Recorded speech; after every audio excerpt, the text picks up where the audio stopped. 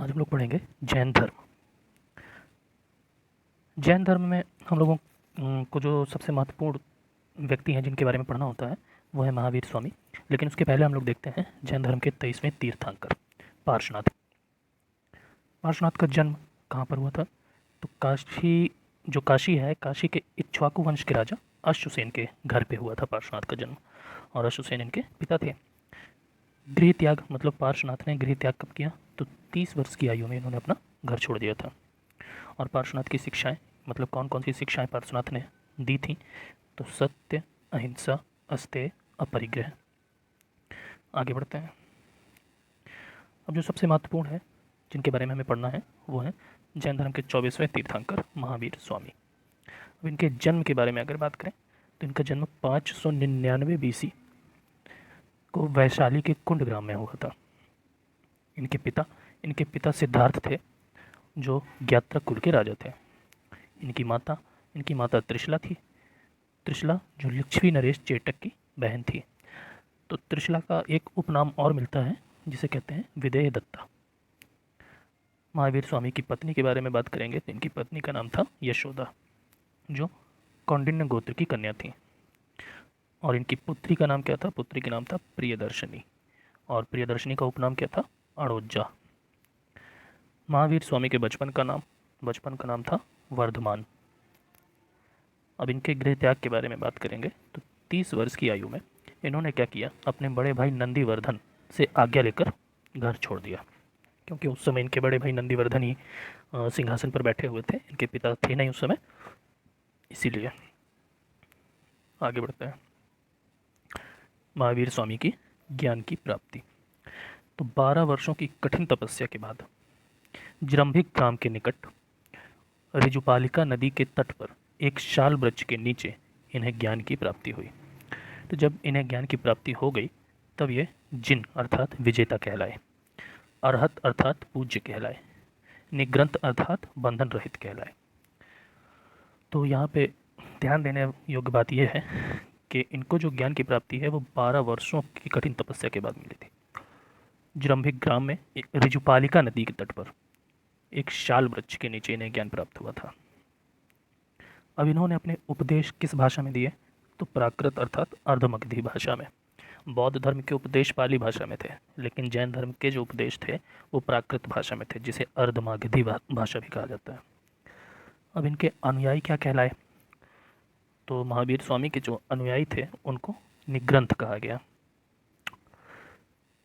प्रथम भिक्षु अनुयायी कौन था? महावीर स्वामी का जो प्रथम भिक्षु अनुयायी था वो कौन बना? तो वो था जमाली। जमाली कौन था? तो इनकी जो बेटी थी प्रियदर्शनी, महावीर स्वामी की बेटी प्रियदर्शनी का पति था, मतलब जमाली इनका दामाद था। आगे बढ़ते हैं। प्रथम भिक्षुणी अनुयायी कौन थी? तो प्रथम भिक्षुणी अनुयायी जो थी वो चंपा नरेश दधिवाहन की पुत्री चंदला थी। महावीर स्वामी ने क्या किया था? शिष्यों का विभाजन किया था। और उस विभाजन को कैसे किया था? 11 गणधरों में विभाजन किया था। गणधर वास्तव में क्या होते थे? संघ होते थे। तो 11 संघ में बांट दिया था अपने सारे भिक्षुओं को, मतलब शिष्यों को। तो और प्रत्येक संघ को गणधर कहा जाता था। आगे बढ़ते हैं। आर्य सुधर्मा के बारे में पढ़ते हैं। कौन थे ये? तो ये अकेला ऐसा गंधर्व था जो महावीर स्वामी की मृत्यु के बाद भी जीवित था। मतलब महावीर स्वामी के शिष्यों में ये इकलौता ऐसा व्यक्ति था जो महावीर स्वामी की मृत्यु हो गई थी उसके बाद भी ये जीवित था। इसीलिए इसे जैन धर्म का प्रथम थेरा या मुख्य उपदेशक बनाया गया। आगे बढ़ते हैं। अब जैन तीर्थंकर और उनके प्रतीक। एग्जाम में अक्सर पूछा जाता है मिलाने के लिए जैन तीर्थंकर और उनके प्रतीकों को के बारे में। तो देखते हैं। ऋषभदेव, इनका प्रतीक क्या था? बैल। उसी तरह अजितनाथ, इनका प्रतीक क्या था? हाथी। संभवनाथ, घोड़ा। पदम प्रभु, कमल। सुपार्श्वनाथ, साथिया या स्वास्तिक। मल्लीनाथ, कलश। नमीनाथ, नीलकमल। नेमीनाथ, शंख।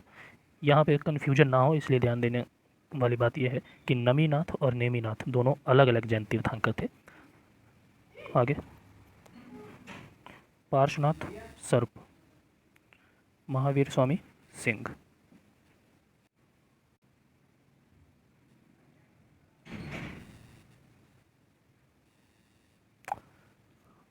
देखते हैं पार्श्वनाथ, पार्श्वनाथ का क्या था? सर्प। महावीर स्वामी का सिंह। यहाँ पर देखते हैं जैन धर्म में विभाजन के बारे में बात करेंगे, कैसे जैन धर्म में विभाजन हुआ। तो 300 BC में क्या हुआ कि मगध में अकाल पड़ गया। ये काफ़ी बड़ा अकाल था, लगभग 12 वर्षों का अकाल था। इसकी वजह से हुआ क्या कि जो जैन धर्म के कारण जो भद्रबाहु थे, जैन धर्म के आचार्य भद्रबाहु, इन्होंने क्या किया कि अपने शिष्यों को लेकर ये चले गए कर्नाटक। कर्नाटक में एक पर्वत है श्रवणबेलगोला, वो जैन धर्म से संबंधित है, काफ़ी फेमस है। तो वहाँ चले गए और वहीं रहे 12 वर्ष तक। लेकिन कुछ शिष्य ऐसे थे जो स्थूलभद्र के साथ मगध में ही रुक गए। वो स्थूलभद्र के दूसरे आचार्य थे, जैन आचार्य, तो वो उनके साथ मगध में ही रुके रहे और 12 वर्षों तक कठिन अकाल को झेला इन्होंने। अब यही जो है मतभेद का कारण बना कि स्थूलभद्र का मानना ये था कि भाई 12 वर्षों का जब अकाल पड़ा तो सभी लोगों को आप छोड़ के भाग गए अपनी जान बचाने के लिए। तो जब 12 वर्ष का अकाल ख़त्म हो गया तब भद्रबाहु वापस आए। जब वापस आए मगध में, तब क्या कहते हैं, दोनों में टकराव हुआ, भद्रबाहु और स्थूलभद्र में। टकराव इतना ज़्यादा था कि अब दोनों एक साथ रहना ही नहीं चाहते थे, जिसकी वजह से प्रथम जैन संगीति बुलाई गई। और जब जैन संगीति बुलाई गई तो उसी टाइम पे क्या हुआ, जैन धर्म में विभाजन हो गया। और विभाजन 2 भागों में हुआ, पहला श्वेतांबर और दूसरा दिगंबर। श्वेतांबर वे लोग थे जो श्वेत वस्त्र धारण करते थे और इनके संस्थापक कौन थे? स्थूलभद्र। दिगंबर वो लोग थे जो नग्न रहते थे, नंगे रहते थे, और इनके संस्थापक कौन थे? भद्रबाहु। आगे बढ़ते हैं। आगे हैं कि ऋग्वेद में उल्लिखित जैन तीर्थंकर कौन से थे? तो 2 लोग ऐसे थे जिनका उल्लेख ऋग्वेद में भी मिलता है, वो हैं ऋषभदेव और अरष्टिनेमि। आगे बढ़ते हैं। किस जैन तीर्थंकर को श्री कृष्ण का निकट संबंधी माना जाता है? तो वो है अरष्टिनेमि। नेक्स्ट, अब हम लोग जैन संगीतियाँ पढ़ेंगे। 2 जैन संगीतियाँ हैं, पहली तो हम लोग पढ़ चुके हैं विभाजन के टाइम पे, फिर से देखते हैं उसको। जो प्रथम जैन संगीति थी उसका समय क्या था? 300 BC, स्थान पाटलिपुत्र, और इसके अध्यक्ष कौन थे? स्थूलभद्र। आगे बढ़ते हैं। द्वितीय जैन संगीति, इसका समय कब था? 6ठी शताब्दी, 6ठी शताब्दी ईसा पूर्व, और इसका स्थान वल्लभी, गुजरात। और द्वितीय जैन संगीति के अध्यक्ष के बारे में बात करें तो इसके अध्यक्ष थे क्षमा श्रावण, जिन्हें देवर्धिगढ़ के नाम से भी जाना जाता है। आगे बढ़ते हैं। अब जैन धर्म के त्रिरत्नों के बारे में देखते हैं कि वो जैन धर्म के त्रिरत्न कौन कौन से थे। तो त्रिरत्न थे सम्यक दृष्टि, सम्यक ज्ञान और सम्यक आचरण। आगे बढ़ते हैं। तो यहाँ पे महावीर स्वामी ने यह बताया था कि त्रिरत्नों के अनुशीलन के लिए, मतलब त्रिरत्नों का अगर आप पालन करते हैं तो उसके लिए ज़रूरी है कि आप 5 महावृत्तों का पालन करें। तो वो 5 महावृत्त कौन कौन से थे ये देखना है। तो सत्य, अहिंसा, अस्तेय, अपरिग्रह और ब्रह्मचर्य। आगे बढ़ते हैं। जैन धर्म के सिद्धांत। तो जैन धर्म के सिद्धांत क्या थे ये देखते हैं। तो जैन धर्म के सिद्धांतों के बारे में देखते हैं। तो पहला है, ये अनिश्वरवादी था, मतलब ये ईश्वर को नहीं मानता था लेकिन आत्मा को मानता था। जैन धर्म में आत्मा को बहुत महत्व दिया गया और इनका मानना यह था कि कण कण में आत्मा है। इस पूरी सृष्टि में यहाँ तक कि एक छोटा सा कंकड़ भी होता है तो भी उसमें क्या है? आत्मा है। इसके अतिरिक्त ये कर्म और पुनर्जन्म पर भी विश्वास करता था। आगे बढ़ते हैं। सप्तभंगी ज्ञान के अन्य नाम। सप्तभंगी ज्ञान को हम लोग श्यादवाद भी कहते थे, अनेकांतवाद भी कहते थे, और ज्ञान की सापेक्षता का सिद्धांत भी कहा जाता है। सप्तभंगी ज्ञान का मतलब ये है कि जैन धर्म में कुछ भी निश्चित नहीं था। यहाँ श्यादवाद का मतलब 7 प्रकार के सिद्धांत दिए गए थे। जैसे किसी चीज़ के बारे में पूछते थे, क्या ये वस्तु है या नहीं है, फिर है नहीं है, फिर है नहीं है, हो सकता है। इस तरह से टोटल 7 सिद्धांत दिए गए थे। उसी को सप्तभंगी न्याय के नाम से भी जाना जाता था। उसी को श्यादवाद, अनेकांतवाद, ज्ञान की सापेक्षता का सिद्धांत इन सारे नामों से जाना जाता था। अगला है जैन धर्म में। जैन धर्म ने अपने आध्यात्मिक विचार कहाँ से लिए थे? तो ये लिए थे सांख्य दर्शन से। आगे बढ़ते हैं। गोमतेश्वर की मूर्ति जो 10वीं शताब्दी में बनी थी, ये कहाँ पर स्थित है? तो कर्नाटक के श्रवणबेल गोला पर्वत में स्थित है। और यहाँ पे एक मतलब मंदिर भी बनाया गया है मूर्ति के लिए, और जैन धर्म से संबंधित है, और हर 12 साल में यहाँ पे एक मेला भी लगता है। आगे बढ़ते हैं। खजुराहो में जैन मंदिरों का निर्माण किन शासकों ने करवाया था? तो ये चंदेलों ने करवाया था, चंदेल वंश के राजाओं ने। आगे बढ़ते हैं। मौर्योत्तर काल में जैन धर्म का प्रसिद्ध केंद्र कौन सा था?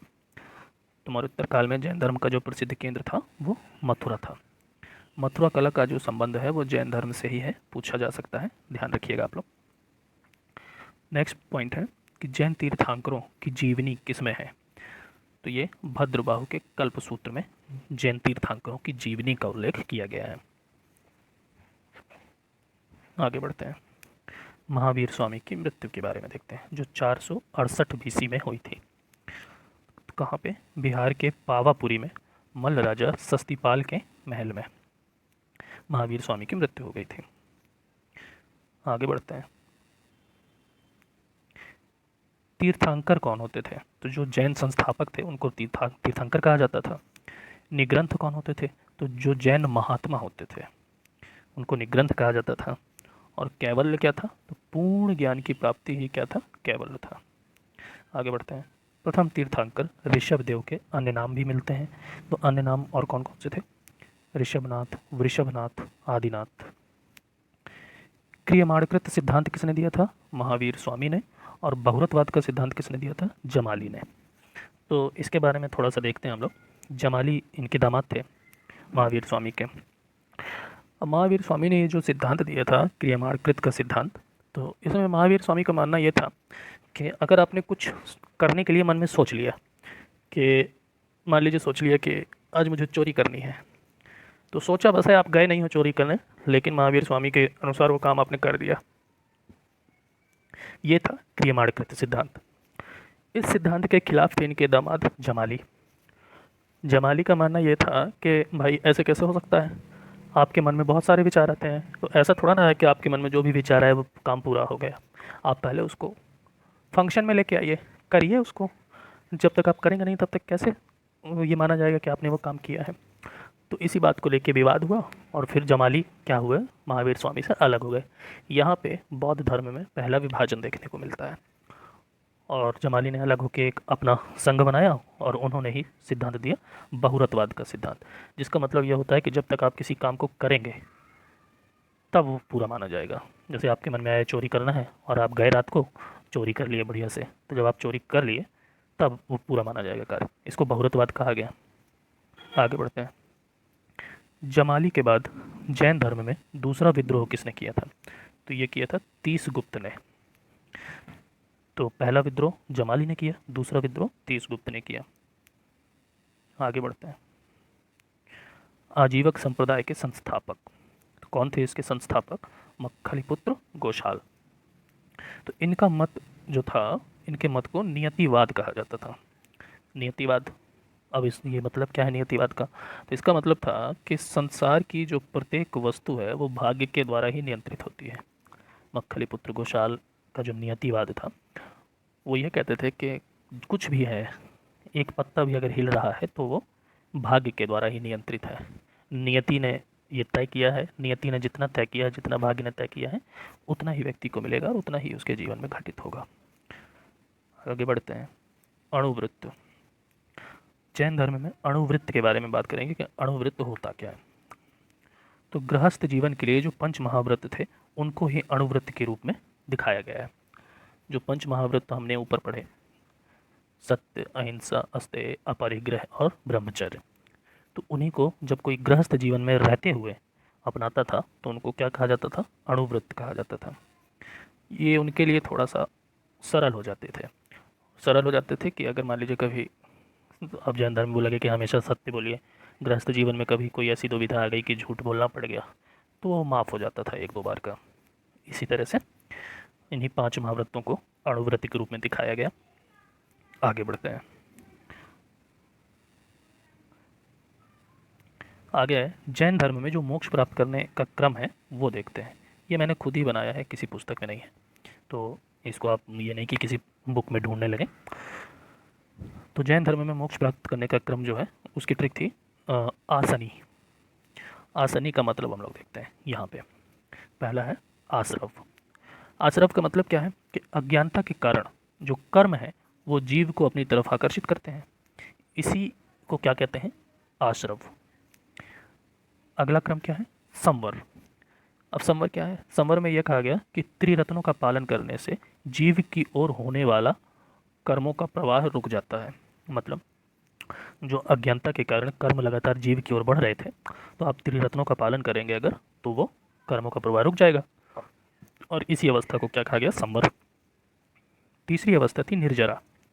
अब कर्मों का प्रवाह रुक गया, तो प्रवाह रोकने के बाद क्या होगा कि जीव के पास पहले से उपस्थित जो कर्म है वो नष्ट होने लगेंगे। अब बाहर से तो आ नहीं रहे कर्म, तो जो पहले से उपस्थित है वे धीरे धीरे नष्ट हो जाएंगे, और जब पूरी तरीके से ये कर्म नष्ट हो जाएंगे तो क्या होगा, उसे मोक्ष प्राप्त हो जाएगा। ओके, आगे बढ़ते हैं। जैन धर्म में अनंत चतुष्टय क्या था। अनंत चतुष्टय था अनंत ज्ञान, अनंत दर्शन, अनंत वीर और अनंत सुख। नेक्स्ट पॉइंट देखते हैं। यापनीय किस धर्म का संप्रदाय है, तो यापनीय जैन धर्म का संप्रदाय है। आगे बढ़ते हैं। जैन साहित्य, जिनको आगम सिद्धांत भी कहा जाता है, उनके भाग को देख लेते हैं। इनके भाग को मैंने केवल इसलिए दिखा दिया है कि आपको पता होना चाहिए कि कितने भागों में बांटा गया है इनको, और हर भाग में हर जो भाग है उसके उपभाग कितने कितने हैं। ठीक है, बाकी इनके अंदर का पढ़ने की ज़रूरत नहीं है, वो हमारे लिए इम्पोर्टेंट है नहीं। जैसे पहला है अंग, इसके 12 भाग थे। उपांग, इसके भी 12 भाग थे। छेद सूत्र, इसके 6 भाग थे। मूल सूत्र, इसके 4 भाग थे। प्रकीर्ण सूत्र, इसके 10 भाग थे। और चोलिका सूत्र, इसके 2 भाग थे। आगे बढ़ते हैं। कुछ जैन ग्रंथ हैं और उनके रचनाकार, इनको देखते हैं। जैन ग्रंथ और उनके रचनाकार। तो कल्प सूत्र, इसके रचनाकार कौन थे, भद्रबाहु।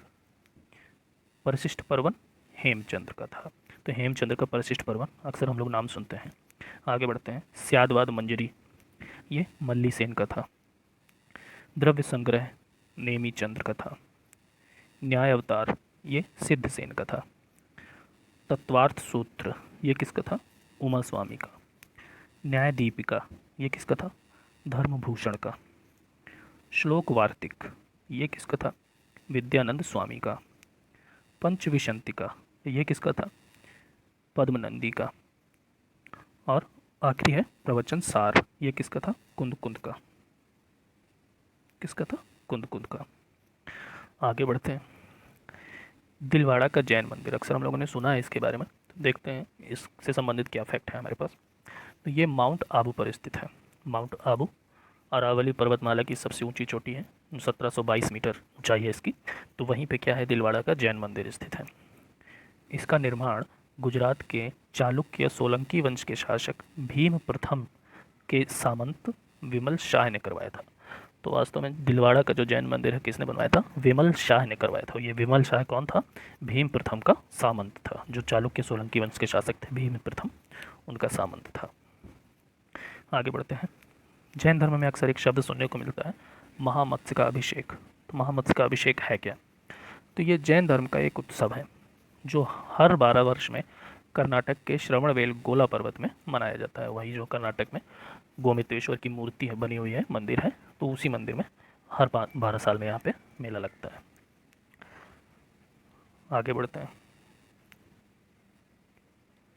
यूपी में, मतलब उत्तर प्रदेश में, जैन और बौद्ध दोनों की प्रसिद्ध तीर्थ स्थली कहाँ पर है, तो ये है कौशाम्बी में। आगे बढ़ते हैं। मौर्य वंश के किस शासक को जैन मत का संरक्षक कहा गया है, मतलब मौर्य वंश के वो कौन से शासक थे जो जैन धर्म को संरक्षण देते थे, तो चंद्रगुप्त मौर्य, ये तो जैन धर्म को ही मानता था। फिर अशोक का पौत्र संप्रति, संप्रति जो था वो जैन का शासक था, तो ये भी जैन धर्म को मानता था। फिर इसके बाद जो चंद्रगुप्त मौर्य के बाद बिंदुसार हुआ, तो बिंदुसार भी जैन धर्म को मानता था। लेकिन बिंदुसार के बाद जब बिंदुसार का बेटा अशोक राजा बना, तो अशोक को पहले शुरुआती टाइम पे तो जैन धर्म को मानता था, लेकिन कलिंग युद्ध के बाद उसने क्या किया, बौद्ध धर्म को स्वीकार कर लिया था और फिर वो बौद्ध ही हो गया था। आगे बढ़ते हैं। कलिंग में जैन धर्म का संरक्षक कौन था? तो वहाँ का चेदी शासक था खारवेल, जो जैन धर्म को मानता था। आगे बढ़ते हैं। गोमतेश्वर या बाहुबली की जो जैन मूर्ति है 981 बीसी की, तो 981 बीसी की ये मूर्ति है, 10वीं शताब्दी में बनी हुई। तो गोमतेश्वर थे कौन? बाहुबली, ये ऋषभ देव के पुत्र थे। अब ये मूर्ति बनवाई किसने है, ये देखते हैं। तो गंगवंशी शासक रक्षमल चतुर्थ के मंत्री चामुंडा राय ने इसका निर्माण करवाया था कर्नाटक के श्रवणबेलगोला में।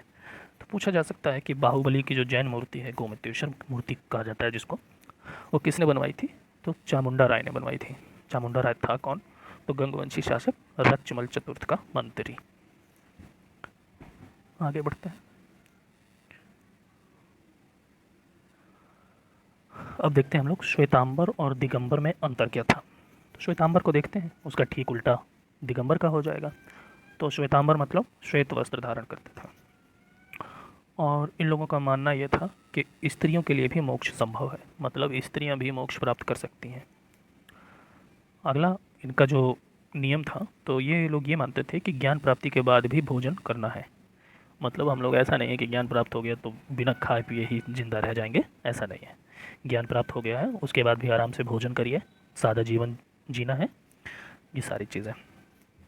और जो श्वेतांबर लोग थे, इनके अनुसार महावीर स्वामी विवाहित थे। और अगला जो है, इनके अनुसार मल्लीनाथ स्त्री थे। और इसका ये जो पांचों पॉइंट हैं, इनका उल्टा कर दीजिए तो वो दिगंबर शाखा के सिद्धांत हो जाएंगे। ओके, आगे बढ़ते हैं। एक जगह है जिसका नाम है प्रभासगिरी, कौशाम्बी में। तो ये किस तीर्थंकर से संबंधित है? ये है पद्म प्रभु से। नेक्स्ट है, स्थानकवासी संप्रदाय का संबंध किससे है? तो स्थानकवासी संप्रदाय का जो संबंध है वो जैन धर्म में श्वेतांबर शाखा थी, उसी से संबंधित है। और ये स्थानकवासी संप्रदाय उत्पन्न कहाँ से हुआ है? तो लोका संप्रदाय से। लोका संप्रदाय से इसका जन्म हुआ है। आगे बढ़ते हैं। ये 14 पर्व क्या होता है? जैन धर्म में काफ़ी सुनने को मिलता है। 14 पर्व क्या है? तो ये वास्तव में प्राचीनतम जैन ग्रंथ हैं। 14 पर्व महावीर से, जो महावीर स्वामी थे, इनके बारे में जानने वाले अंतिम व्यक्ति संभूत विजय और भद्रबाहु थे। मतलब जो 14 पूर्व हैं, पर्व नहीं है सॉरी, 14 पूर्व जो प्राचीनतम जैन ग्रंथ हैं, तो इनके बारे में महावीर स्वामी सबको बताया करते थे इनके बारे में। तो इनके बारे में जानने वाले जो अंतिम दो व्यक्ति थे वो थे संभूत विजय और भद्रबाहु। आगे बढ़ते हैं। समाधि मरण या संथारा या संलेखना विधि, ये क्या थी? मतलब किस धर्म से संबंधित थी? जैन धर्म से संबंधित थी। क्या थी ये समझ लेते हैं। तो समाधि मरण, जिसे हम लोग संथारा या संलेखना विधि भी कहते हैं, तो इसमें होता क्या था कि जब व्यक्ति को लगता था कि अब मुझे जीना नहीं है और मैं मरना चाहता हूँ, तो मरने के लिए वो एक विधि का प्रयोग करते थे, संलेखना विधि। उसमें करते कहते कि ये लोग खाना पानी छोड़ देते थे। तो अब बिना खाना खाए और बिना पानी पिए आदमी जितने दिनों तक जिंदा रहता था तो रहता था, उसके बाद अपने आप मर जाता था। इसे ही क्या कहते थे? संलेखना विधि। जो चंद्रगुप्त मौर्य शासक था, वो संलेखना विधि से ही अपना प्राण त्याग दिया था कर्नाटक में श्रवणबेलगोला पर्वत में जाके। आगे बढ़ते हैं। पाशुपत सिद्धांत किसने दिया था? तो ये लकुलीश ने दिया था। तो ये शैव धर्म से संबंधित है। यहाँ पे एक अलग से पॉइंट मिल गया था तो मैंने लिख दिया था। तो पाशुपत सिद्धांत दिया किसने था? लकुलीश ने। आगे बढ़ते हैं। बराबर तथा नागार्जुनी की पहाड़ी, इनका जो संबंध है जैन धर्म से जोड़ा जाता है। तो क्यों जोड़ा जाता है ये देख लेते हैं। तो अशोक और उसके पौत्र दशरथ के समय इन पहाड़ियों को काटकर आजीविकों के लिए आवास बनाए गए थे। जो जैन धर्म में आजीवक संप्रदाय थे, तो आजीवक संप्रदाय के लोगों के लिए और इन पहाड़ियों को काट कर क्या किया गया? आवास बनाए गए। ठीक है, तो अशोक और दशरथ दोनों ने मिलकर बनवाया था इनको। कुछ अशोक ने बनवाया, कुछ दशरथ ने बनवाया, तो इसीलिए ये जुड़े हुए हैं जैन धर्म से। तो इनमें जो महत्वपूर्ण पहाड़ियाँ हैं, जैसे सुदामा की गुफा और कर्ण चौपड़, इन्हीं पहाड़ियों से संबंधित है। ठीक है, तो जैन धर्म में इतने ही फैक्ट हैं, आप इनको अच्छे से कंठस्थ कर लीजिए, अच्छे से रट डालिए और ये सारे स्टेट पीसीएस के एग्ज़ाम और आरओ जो आगामी एग्ज़ाम है उसमें निश्चित रूप से आप लोगों को फ़ायदा देगा, क्योंकि ये केवल और केवल प्री के लिए बनाया गया वीडियो है और इसमें ज़्यादा से ज़्यादा तथ्यों को समाहित किया गया है एक बहुत ही छोटे उस पर करके कि बहुत ज़्यादा मैटर बड़ा ना हो और चीज़ें एक जगह हों। तो आप लोग देख सकते हैं इसको। Thank you.